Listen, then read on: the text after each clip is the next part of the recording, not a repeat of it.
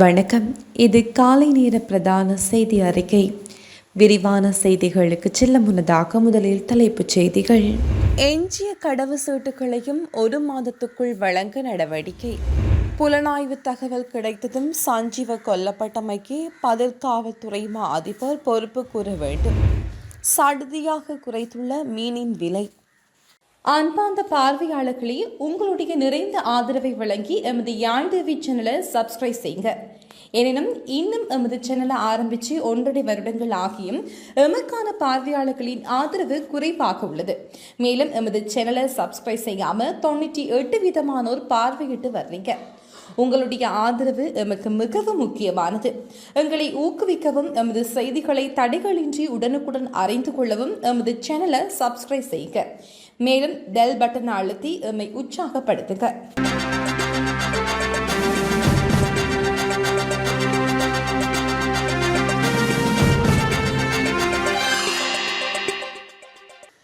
நாட்டின் பல மாவட்டங்களில் மிகவும் வெப்பமான வானிலையில் மக்கள் அதிக கவனம் செலுத்த வேண்டிய மட்டத்தில் இருப்பதாக வானிலை ஆய்வு மையம் தெரிவித்துள்ளது. வானிலை ஆய்வு மையத்தின் இயற்கை பேரிடர் முன்னெச்சரிக்கை மையம் வெளியிட்டுள்ள அறிவிப்பு அடுத்த 24 மணி நேரத்துக்கு செல்லுபடியாகும். இதன்படி வடமேற்கு, மேற்கு மற்றும் சப்ரகமுக மாகாணங்களிலும் காலி மற்றும் மாத்தறை மாவட்டங்களிலும் வெப்ப குறியீடு, அதாவது மனித உடலால் உணரப்படும் வெப்பநிலை கவனம் செலுத்த வேண்டிய மட்டத்தில் இருப்பதாக அந்த அறிக்கையில் கூறப்பட்டுள்ளது. இதேவேளை மக்கள் போதுமான அளவு தண்ணீர் குடிக்க வேண்டும் என்றும் முடிந்தவரை நிழலான இடங்களில் ஓய்வெடுக்க வேண்டும் என்பதோடு இந்த விடயத்தில் முதியவர்கள் மற்றும் நோய்வாய்ப்பட்டவர்கள் அதிக கவனம் செலுத்த வேண்டும் என்றும் கூறப்பட்டுள்ளது. எஞ்சியுள்ள அனைத்து கடவுச்சீட்டுகளையும் 1 மாதத்துக்குள் வழங்கி அந்த செயல்முறையை இயல்பு நிலைக்கு கொண்டு வருவதற்கான நடவடிக்கை தற்போது மேற்கொள்ளப்பட்டு வருவதாக பொதுமக்கள் பாதுகாப்பு மற்றும் பாராளுமன்ற அலுவலக அமைச்சர் ஆனந்த விஜயபால தெரிவித்துள்ளார். 10வது நாடாளுமன்றத்தின் 1வது கூட்டத்தொடருக்கான பொதுமக்கள் பாதுகாப்பு மற்றும் பாராளுமன்ற அலுவல்கள் பற்றிய அமைச்சுசார் ஆலோசனை குழுவின் 1வது கூட்டம் அமைச்சரின் தலைமையில் கடந்த 22ஆம் தேதி பாராளுமன்றத்தில் கூடிய போதே அவர் இதனை குறிப்பிட்டார். கடவுச்சீட்டுகளை பெறுவதில் பொதுமக்களின் இழந்த நம்பிக்கையை மீட்டெடுக்க முதன்மை நோக்கத்துடன் 24 மணி நேரமும் கடவுச்சீட்டு வழங்கும் நடவடிக்கை ஆரம்பிக்கப்பட்டதாக குழுவின் தலைவர் சுட்டிக்காட்டினார். அத்துடன் குடிவரவு மற்றும் குடியகல்வு திணைக்கள ஊழியர்களின் அர்ப்பணிப்புக்கு அவர் தனது நன்றியை தெரிவித்துள்ளார். உரிய அச்சு இயந்திரங்களையும் பெற்ற பிறகு யாழ்ப்பாணத்திலும் கடவுச்சீட்டு வழங்கும் அலுவலகம் ஒன்றை நிறுவ திட்டமிடப்பட்டுள்ளதாகவும் பிராந்திய அலுவலர்களின் கடவுச்சீட்டு வழங்குவது இரட்டிப்பாக்கப்படும் என்றும் குழுவின் தலைவர் மேலும் தெரிவித்துள்ளார். உள்ளூராட்சி மன்ற தேர்தலுக்கான திகதியை முடிவு செய்வதற்காக தேர்தல் ஆணையத்தின் சிறப்பு கூட்டம் வரும் 27ஆம் தேதி நடைபெறவுள்ளதாக தேர்தல் ஆணைக்குழு வர்த்தகமானி ஒன்றை வெளியிட்டுள்ளது. குறித்த வர்த்தகமானி அறிவிப்பின்படி ஜூலை 2ஆம் தேதிக்கு முன்னர் உள்ளூராட்சி மன்ற தேர்தல் நடத்தப்படும் என்றும் அனைத்து நகராட்சி மன்றங்கள், நகர சபைகள் மற்றும் பிராந்திய சபைகள் பராமரிக்கப்படும் என்றும் தேர்தல் ஆணையர் ஜெனரல் சமன் ஸ்ரீ ரத்நாயக்க தெரிவித்துள்ளார். தேர்தல் ஒழுங்குமுறை மசோதா குறித்து அரசு அதிகாரிகளுக்கு விழிப்புணர்வு ஏற்படுத்துவதற்காக அம்பாறை மாவட்ட செயலகத்தில் நடைபெற்ற கூட்டம் ஒன்றில் அவர் இவ்வாறு குறிப்பிட்டுள்ளார். தேர்தல் ஆணையகத்தின் மேலதிக தேர்தல் ஆணையர் வழக்கறிஞர் சிந்தக்க குலரத்ன தேர்தல் பிரச்சாரம் மற்றும் வரவு செலவு அறிக்கைகளை எவ்வாறு தயாரிப்பது என்பது குறித்து அதிகாரிகளுக்கு விளக்கினார். அம்பாறை மாவட்ட தேர்தல் உதவி ஆணையாளர் கசுன் ஸ்ரீநாத் அந்தநாயக்கவின் ஒருங்கிணைப்பில் அக்கூட்டம் நடைபெற்றது.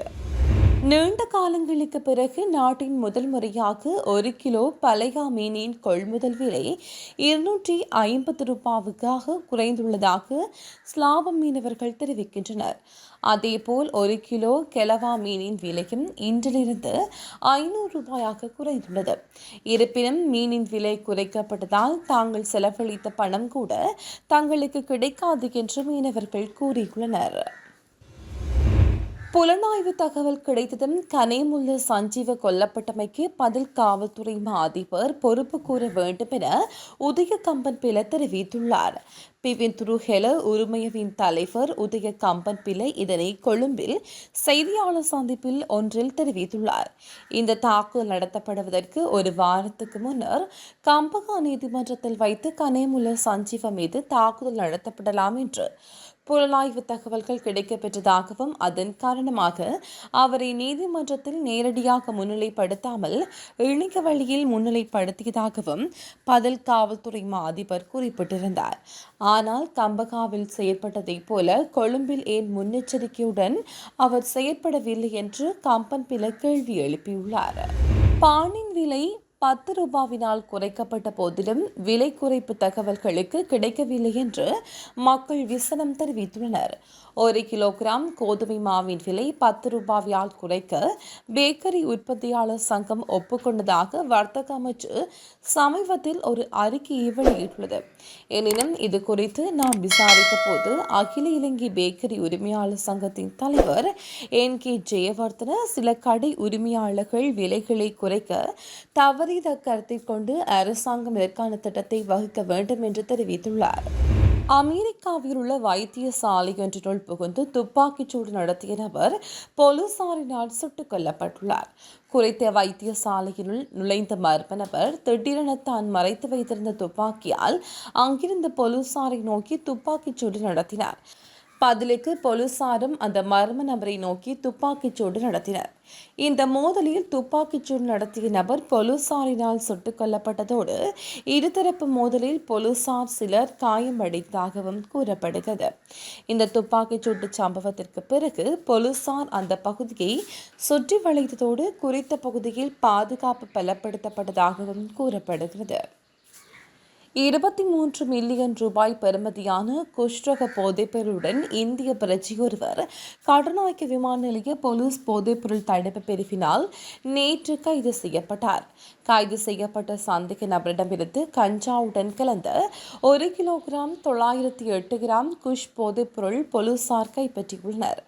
குறித்த நபர் பாங்காக்கில் இருந்து விமானம் மூலம் இலங்கைக்கு வந்துள்ளதாகவும் இவர் 73 வயதான இந்திய பிரஜை என்றும் விசாரணையில் தெரிய வந்துள்ளது.